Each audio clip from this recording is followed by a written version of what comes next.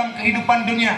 Sosok yang akui Nabi Danyo, sosok yang tulis masalah sejarah Nabi Danyo.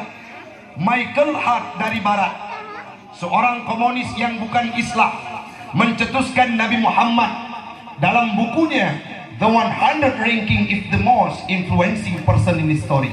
Kadang-kadang aku berfikir hanya bahasa Inggeris ya. Haya kan? Haya kan? Dikira kalimatnya Mountain kau ikut belajar. Bukan. Dalam buku tersebut dijelaskan bahawa Rasulullah berada pada ranking pertama atas nama Muhammad.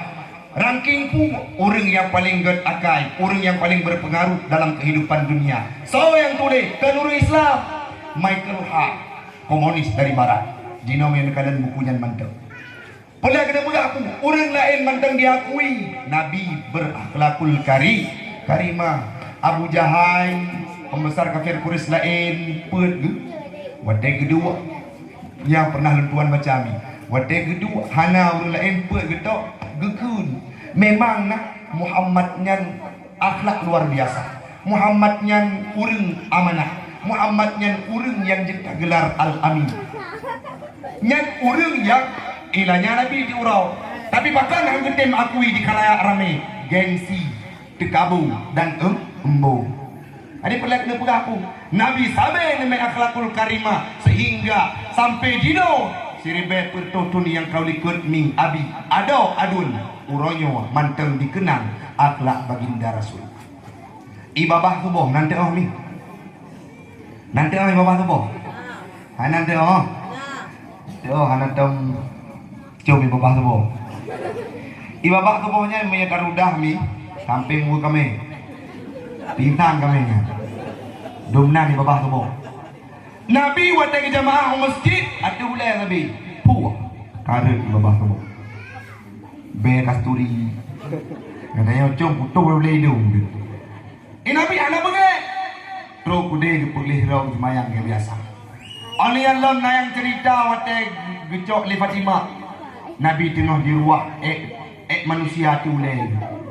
Hana lekin aku gemo Fatimah, tapi Nabi hana bunyi. Kemudian ibadah yang biasa. Wadah sakit orang yang rudak ibadahnya, orang yang tiap atau tubuh. Wadah sakit awal itu Nabi kena rumah.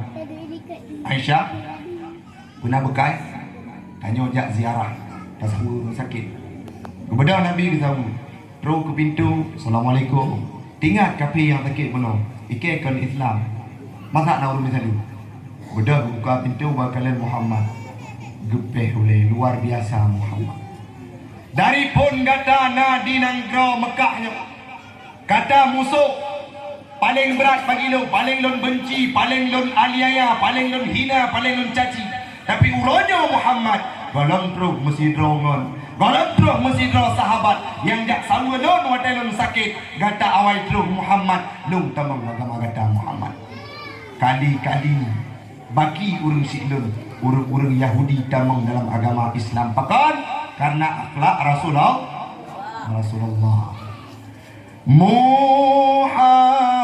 Muhammad Rasul Tuhan, Allah janjikan syurga, Allah janjikan syurga. Muhammad pangule alam sigala, pangule